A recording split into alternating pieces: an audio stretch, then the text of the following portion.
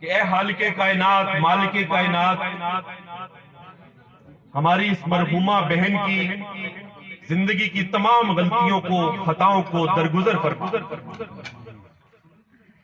اور پوری زندگی میں کی جانے والی تمام نیکیوں کو اپنی بارگاہ اقدس میں قبول اور منظور فرما کر اس کا اجر اپنی شان کے مطابق عطا فرما۔ ان کی قبر کو جنت کے باغوں میں سے ایک باغ بنا، قبر کو تا حد نگاہ وسیع کر دے، قبر کے حساب، یوم آخرت کے حساب میں ان کے لیے آسانیاں پیدا فرما،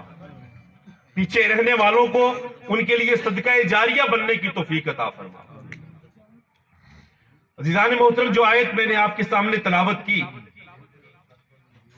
اپنے آپ کو اور اپنے گھر والوں کو،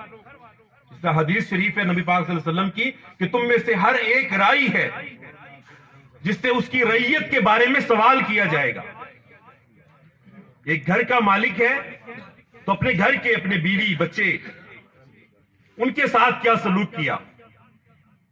کسی سلطنت کا رائی ہے، بادشاہ ہے، صدر ہے،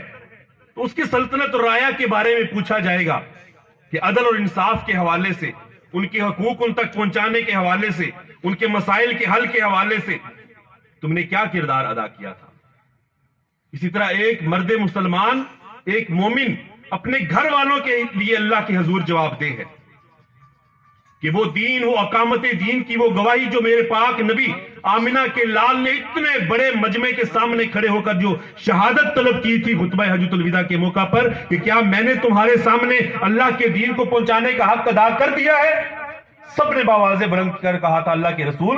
آپ نے اپنا حق ادا کر دیا ہے۔ کیا میں اور آپ اپنے گلی اور محلے کی حد تک یہ گواہی لے سکتے ہیں؟ گلی اور محلے میں تو پھر کئی ایک سے زائد مکانات ہیں، کیا صرف اپنے گھر کے بندوں کے حوالے سے یہ گواہی لے سکتے ہیں؟ اپنی بیوی اور اپنے بچوں سے یہ گواہی لے سکتے ہیں کہ ہم نے جتنا دین کو سیکھا، جتنا دین کو سمجھا، اسی طرح بعین نہیں ہم نے اپنی آنے والی نسلوں تک اس دین کو منتقل کرنے کا جو کام کیا ہے، کیا ہم اپنی اولاد سے اس بات کی گواہی لے سکتے ہیں؟ اگر لے سکتے ہیں تو ہم سے بڑا خوش نصیب کوئی نہیں۔ اگر یہ گواہی ہمارے حق میں آتی ہے تو ہم سے بڑا خوش نصیب کوئی نہیں، لیکن اگر ہم یہ گواہی نہیں لے سکتے ہیں تو پھر ہمیں اپنے انجام کے بارے میں بھی سوچنا ہوگا۔ جہنم کی آگ سے بچانا ان لوگوں کو جن سے ہم محبت کرتے ہیں، اپنی ماں باپ، بیوی بچے، بہن بھائی، فرمایا جس سے جتنی زیادہ محبت کرتے ہو،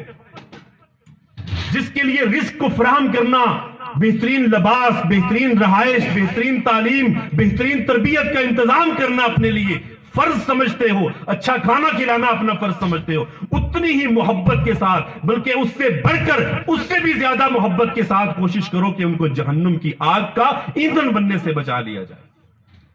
ہر وہ کام کرنے کا حکم دینا جو اللہ اور اس کے رسول صلی اللہ علیہ وسلم نے کرنے کا حکم دیا ہے، ہر اس کام سے خود بھی رکنا اور اپنے گھر والوں کو بھی روکنا اور منع کرنا جس سے اللہ اور اس کے رسول صلی اللہ علیہ وسلم نے منع فرمایا ہے۔ ورنہ وہ دن کہ جس دن حضرت ابو ہریرہ رضی اللہ عنہ کا ارشاد ہے حدیث نبی صلی اللہ علیہ وسلم کے مطابق کہ 7 قسم کے صرف وہ لوگ ہوں گے جنہیں اللہ کے عرش کا سایہ نصیب ہوگا۔ 7 قسم کے لوگ۔ پہلا وہ حکمران جو تخت حکمرانی کے اوپر بیٹھا تھا لیکن عدل اور انصاف کے ساتھ لوگوں کے درمیان فیصلے کرتا تھا۔ وہ نوجوان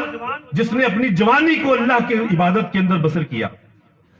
اور وہ شخص جس نے مسجد کے اندر عبادت کی اور اس کا دل مسجد کے اندر لگتا ہے اور سکون محسوس کرتا ہے۔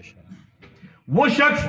2 لوگ جنہوں نے اللہ کی رضا کے لیے آپس میں ایک دوسرے کے ساتھ محبت کی، صرف اللہ کی رضا کے لیے۔